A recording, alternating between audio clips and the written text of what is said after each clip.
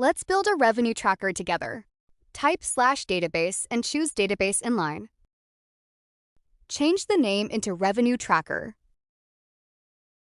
Add new property date. Add new property number and name it Amount. You can edit the number format and choose your own currency from the list available here. For me, I'll go with US dollar.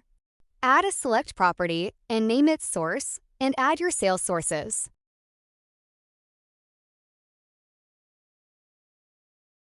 Add another property for buyers. This could be either text or emails. For me, I'll go with text.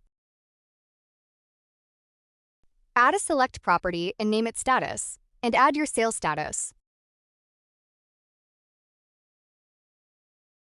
You can calculate amount of sales in your database by choosing Sum from Calculate.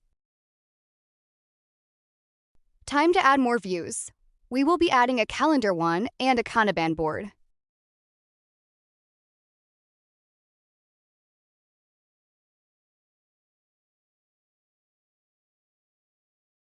We will add example entries and will be customizing the page layout.